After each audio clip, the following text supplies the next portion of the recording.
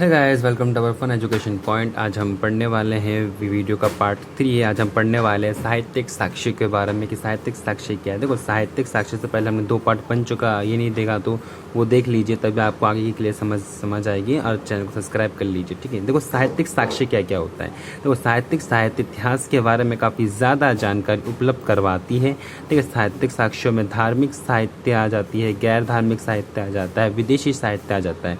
अब हम डिस्कस करते हैं कि साहित्यिक साक्ष्य क्या होता है, मतलब धार्मिक साहित्य साक्ष्य क्या होता है। देखो गाइस, हम बात करते हैं धार्मिक साहित्य के बारे में। धार्मिक साहित्य क्या था। देखो, धार्मिक साहित्य क्या है। धार्मिक साहित्य महाकाव्यों में से एक है, ठीक है। पहला क्या, महाकाव्य, इसमें रामायण और महाभारत आ जाते हैं, ठीक है। ये काफ़ी प्राचीन महाकाव्य है। ये 4 ईसा पूर्व से लेके 14 ईस्वी तक इसके रचना काल माना जाता है। रामायण में क्या लिखा है कि, ठीक है, वाल्मीकि ने लिखा था रामायण ने, जिसमें 2400 श्लोक थे। 2400 कह रहे हैं, 24,000 श्लोक थे, ठीक है। इसमें भारत की राजनीतिक, सामाजिक और धार्मिक स्थिति का वर्णन है। महाभारत में क्या है, आरंभ में इसका नाम क्या था, जय सहित था, ठीक है। इसको किसने लिखा था, वेद व्यास ने लिखा था। इसकी जो रचना की थी वेद व्यास ने की थी। इसमें 8,800 श्लोक है, वर्तमान में 1 लाख है, ठीक है। महाभारत का जो युद्ध हुआ था ना, इसमें दे रखा है, इसमें बताया कि 950 ईसा पूर्व में इसका युद्ध लड़ा गया था, जो कि 18 दिन तक चला था। अब हम इसका सेकंड टॉपिक हमारा क्या है, उपनिषद। देखो, उपनिषद में कुल संख्या 108 है। इसमें भारत के तत्कालीन, मतलब आज के राजनीति, सामाजिक, धार्मिक की जानकारी मिल जाती है। ये श्री कृष्ण का सर्वप्रथम उल्लेख्य है। अब पुराण का पढ़ते हैं, जिसको हम कहते हैं पंचम वेद भी कहते हैं। पुराण को हम पंचम वेद भी कहते हैं इसे, ठीक है। लोमहर्ष और उसके पुत्र उग्रश्रवा, ठीक है। ये पुराणों के, ठीक है। अगर हम पढ़ते पुराण के बारे में, पुराण को क्या है, पंचम वेद भी कहा जाता है, ठीक है। इसको लोमहर्ष और उसके पुत्र उग्रश्रवा पुराणों के समकालीन कर्ता माने जाते हैं। देखो, इसमें विष्णु पुराण से और वायु पुराण से, ठीक है, विष्णु पुराण से क्या, मौर्य वंश की, और वायु पुराण से गुप्त वंश की जानकारी मिलती है, ठीक है। अब बौद्ध साहित्य, देखो, बौद्ध साहित्य को कुछ भागों में बांटा गया है, जैसे जातक, त्रिपिटक, मिली दपनहो, ठीक है, महावंश, चूल वंश, ठीक है। तो जातक में क्या बताया गया है, ये बौद्धों का एक पवित्र ग्रंथ है, जिसमें 550 कथाएं और एक ग्रंथ है, ठीक है। मतलब 550 कथाओं का एक ग्रंथ है जिसके अंदर, ठीक है। उसमें कि त्रिपिटक, इसको 3 भागों में बांटा गया, सूत पिटक, विनय पिटक एवं अभिधम पिटक, ठीक है, जो पाली भाषा में लिखी गई थी, ठीक है। अब मिली दपनहो, इसमें क्या है, इसमें बौद्ध ग्रंथों में यूनानी नरेश, ठीक है, यूनानी नरेश, मिनांडर एवं बौद्ध भिक्षु नौक्सेन, ठीक है, के बीच में जो वार्तालाप हुई थी उसके बारे में लिखा हुआ है, ठीक है। और हमारा क्या है, महावंश, ये इसमें मगध राजाओं के बारे में लिखा है। मगध राजाओं के जो भी क्रम वृत्त, मतलब इस साल में क्या हुआ था, इस साल में क्या हुआ था, वो महावंश में लिखा हुआ है। चूल वंश में क्या लिखा है, चोल साम्राज्य के विघटन की जानकारी है, ठीक है। संस्कृत ग्रंथ में एक ठीक है, ललित विस्तार एक है, और एक है दिव्यांग दान। ललित विस्तार में क्या है, बौद्ध धर्म का पहला ग्रंथ संस्कृत भाषा में लिखा गया था। और दिव्य वदान में क्या है, रघुवंश और मौर्य वंश के शासकों का वर्णन है। जैन साहित्य में क्या है, एक आचारक सूत्र है और भगवती सूत्र है। आचारक सूत्र में क्या है, जैन भिक्षुओं की विधि का वर्णन है, और भगवत सूत्र में 16 महाजनपदों का विवरण है, जो मगध में आपने 12th में पढ़ा होगा, 16 महाजनपदों का विवरण है, ठीक है। इसमें नेक्स्ट टॉपिक आ जाता है, अब आता है हमारा गैर धार्मिक साहित्य, ठीक है।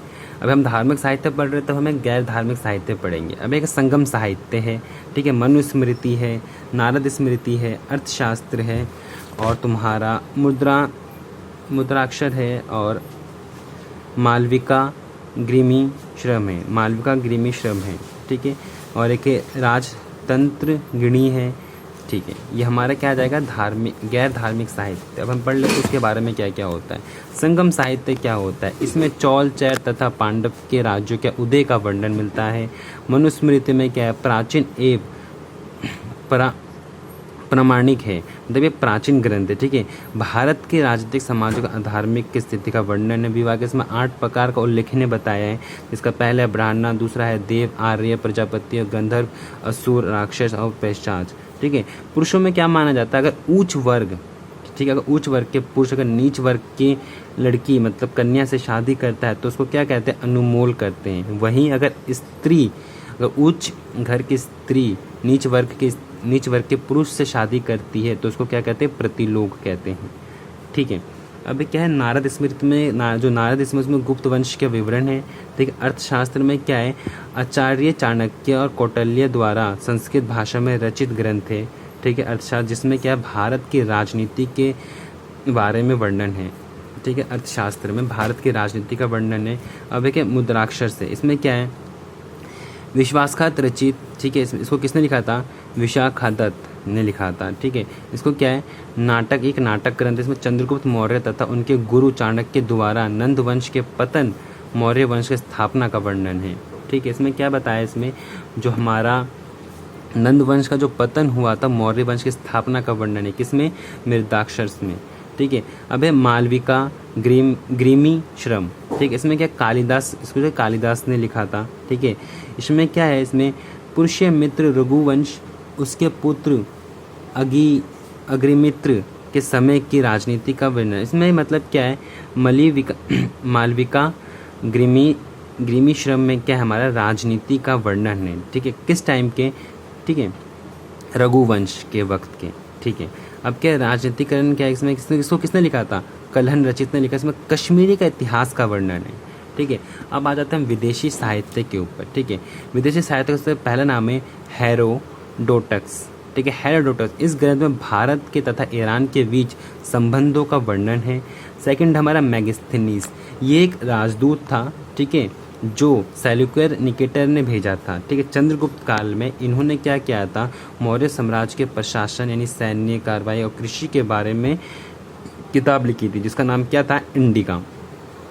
ठीक है, अब एक क्या है, डायमैक्स कौन थे, ये मिर्श के नरेश टॉलमी का राजदूत था। ठीक है, इसने बिंदुसुर के दरबार में आया था, वहाँ के पशु, पेड़ पौधे, खनिज आदि के बारे में वर्णन किया था। इसकी किताब का क्या नाम था, हिस्टोरिका। ठीक है, हिस्टोरिका से किताब का नाम था। अभी क्या हमारा एक ये रहा फाहान, इसका क्या नाम है, ये प्रथम चीनी यात्री थे जो चंद्रगुप्त के काल में आए थे। ठीक है, इन्होंने भारत के सामाजिक और राजनीतिक का वर्णन किया था। ठीक है, वह हैंसंग। ठीक है, ये हर्षवर्ध शासनकाल में आए थे, जो भारत में आए थे। इन्होंने, इनकी एक यात्रा वृत्तांत, इन्होंने मतलब ये काफ़ी ज़्यादा यात्रा करते थे। इनकी एक यात्रा वृत्तांत, इस बुक का नाम क्या था, सियुकी। ठीक है, इसमें भारत के बारे में लिखा था, भारत के हर एक चीज़ के बारे में, राजनीति, पेड़ पौधे एक्सेट्रा ऑल। ठीक है, अब है इतिसंग, ये भी कहते हैं चीनी यात्री थे जो बिहार में प्रवेश किए थे, नालंदा में। इन्होंने वहाँ के विश्वविद्यालय, नालंदा में जब आए थे, नालंदा विश्वविद्यालय में इन्होंने इसका भारत का अध्ययन किया था। ठीक है, तो गाइस इसी के साथ हमारा 3rd पार्ट भी खत्म होता है। 4th पार्ट इसकी लास्ट वीडियो होगी, और आप चैनल को सब्सक्राइब कर लिया। अगर कोई भी टॉपिक पर वीडियो बनाने को